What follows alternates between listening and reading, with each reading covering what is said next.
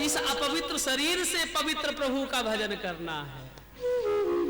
इसलिए भूल कर मत फंसना इस बाहर की सफाई पर, भूल कर मत फंसना इस बाहर की सफाई पर, वर्क सोने का चढ़ा गोबर की मिठाई। सोने का वर्क है, गोबर की मिठाई है, इसलिए विवेक का सहारा लेना। इसलिए वैराग्य राज्य रसिको भव भक्ति निष्ठा। पिताजी मन से वैराग्य जागृत करो, इस गृहस्थ से आसक्ति हटाओ, क्योंकि जीवन में यारो जिंदगी में गलती करेंगे हम भी एक बार, यारो जिंदगी में गलती करेंगे हम भी एक बार, तुम सब लोग पैदल चलोगे हम जनाजे पर सवार। ऐसा वैराग्य पूर्ण शब्द ज्ञान प्रदत्त किया कि गौकर्ण जी ने जैसे अपने पिता को ज्ञान दिया, पिता की रोमावलियां खड़ी हो गई, आत्मदेव की रोमावलियां खड़ी हुई। शरीर मांस रक्त मलमूत्र का पिंड है, और इसी पिंड से इसी शरीर से साधन धाम मोक्ष करी द्वारा, इसी शरीर से परमात्मा से मिलने का साधन भी खोजना है। इसलिए इस शरीर को परमात्मा का मंदिर मान करके इस मंदिर के अंदर परमात्मा को स्मरण करो।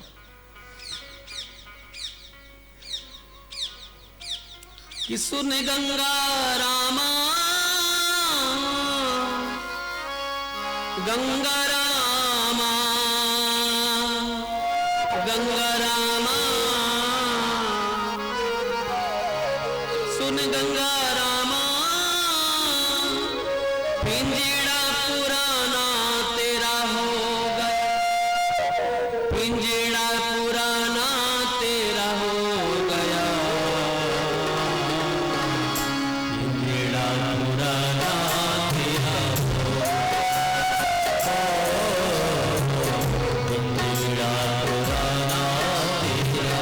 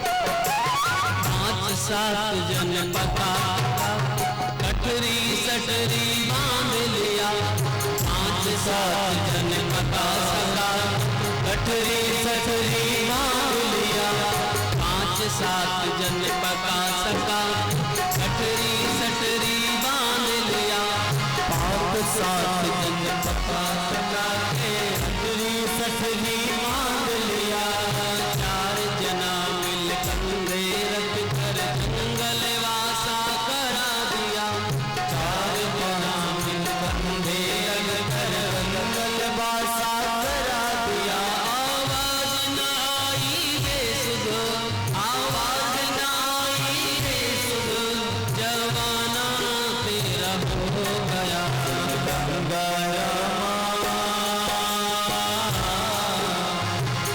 पिंजड़ा पुराना तेरा हो गया,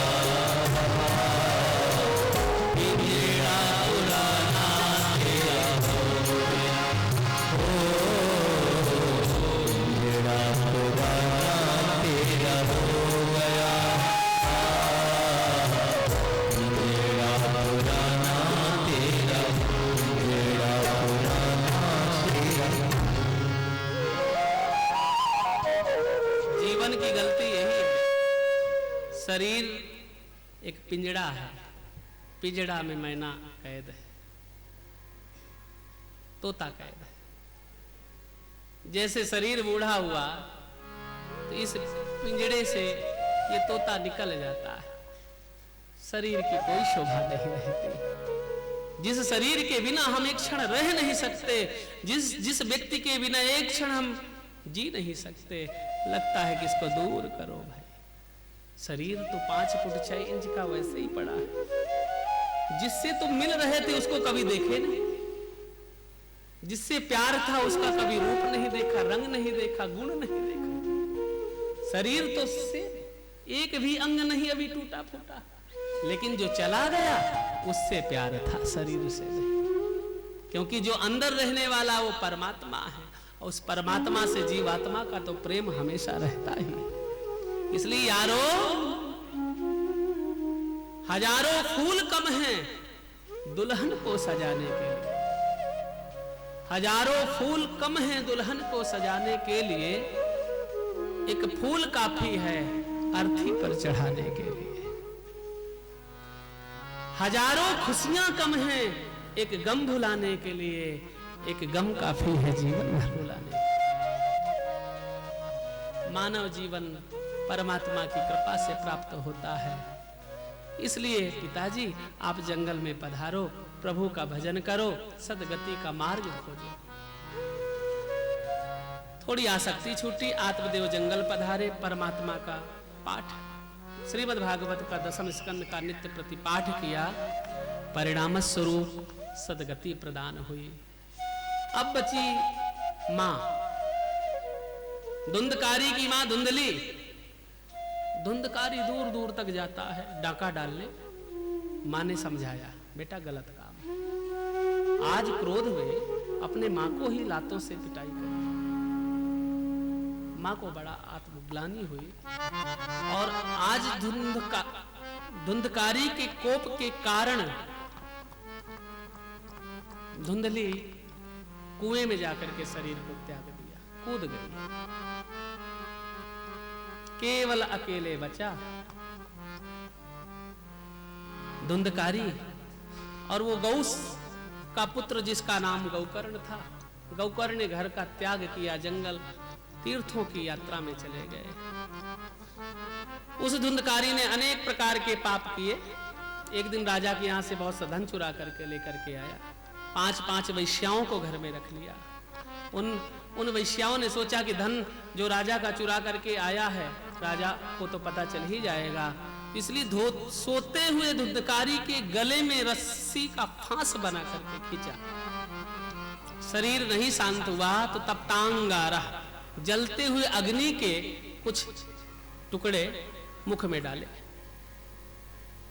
बड़ी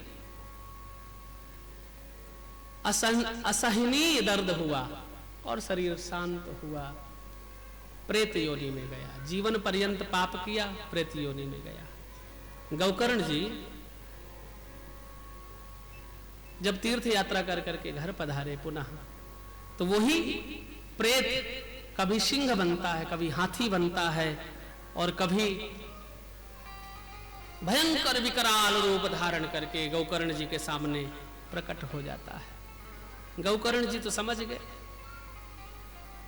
ये कोई विशाल प्रेत आत्मा है। कमंडल से जल लिया, गायत्री मंत्र का अनुसरण किया, अभिमंत्रण किया, और जल के छींटे जैसे दिए तो उस प्रेत में बोलने की क्षमता आ गई। उस प्रेत ने कहा, अहम भ्राता त्वदीयोस्मि धुंधकारी नामतः। अहम भ्राता त्वदीयोस्मि धुंधकारी नामतः।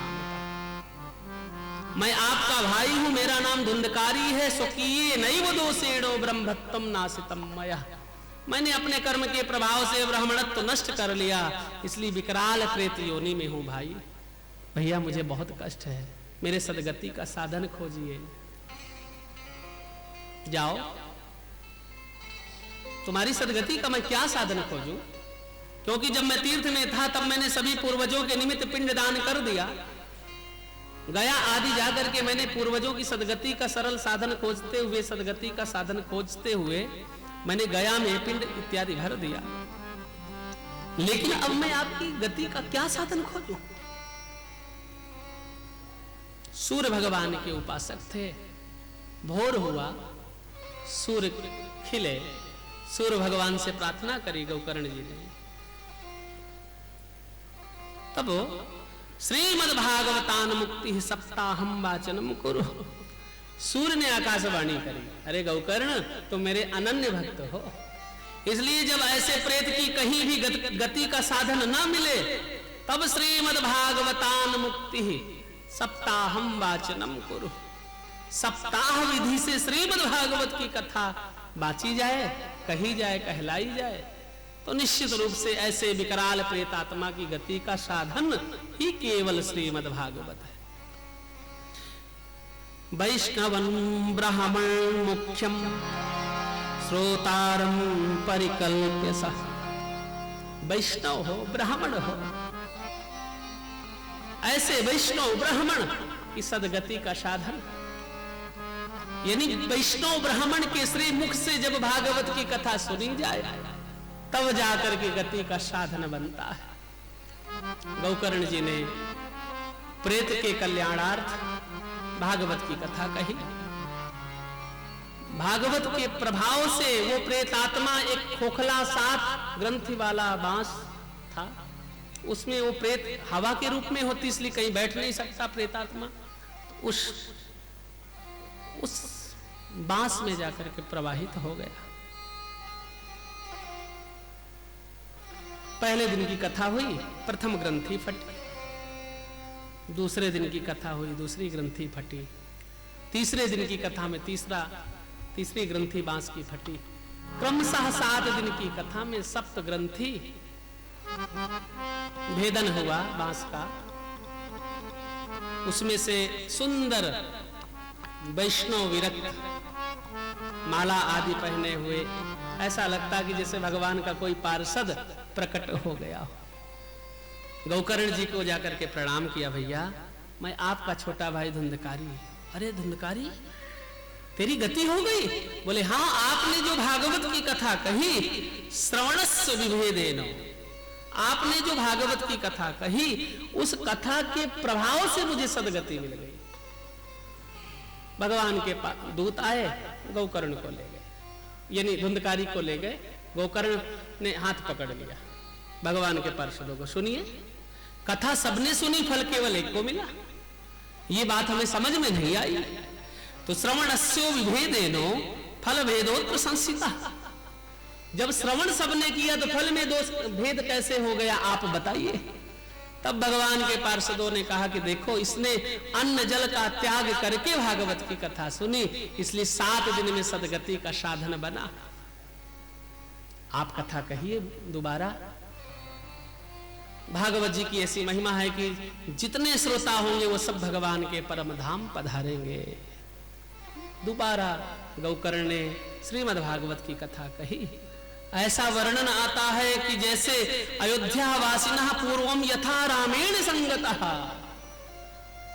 जैसे अयोध्या में भगवान राम के साथ जब भगवान अपने धाम जाने लगे तो अयोध्या वासियों को ले गए, उनको परम गति दिलाई, जो उनके सेवक थे, जो उनके चरण अनुरागी बन गए थे। तो तथा कृष्णेन ते नीता गोलोकम यो विदुर्लभम, वैसे ही श्रीमद् भागवत की कथा दोबारा जब गौकर्ण ने कही तो जितने श्रोता थे सब भगवान के परम धाम पधारे। इस तरीके से भागवत की महिमा का वर्णन हुआ। नारद जी ने कहा, गुरुदेव आपने बड़ा अद्भुत चरित्र कहा, अब भागवत की कथा सुनने का नियम क्या है, कैसे कथा सुने, किस विधि से कथा सुने, कथा कराने का क्या प्रयोजन, अनेक प्रश्न किए। तब श्री सूत जी महाराज ने शौनकादिक ऋषियों के इस प्रश्न का उत्तर दिया, उधर शौनकादिकियों ने श्री नारद जी को उत्तर दिया। बोलो वृंदावन बिहारी लाल की। विवाहे यादृशं वित्तम तादृशं परिकल्पये, वैसे श्रीमद् भागवत की कथा श्रद्धानुसार अपने सामर्थ्यानुसार सुनी जाती है, लेकिन यदि हम नियमानुसार विधि परंपरागत श्रवण करते हैं तो विवाहे या दृशम वित्तम, जैसे विवाह में धन खर्चा होता है ना, वैसे तादृशम परिकल्पये,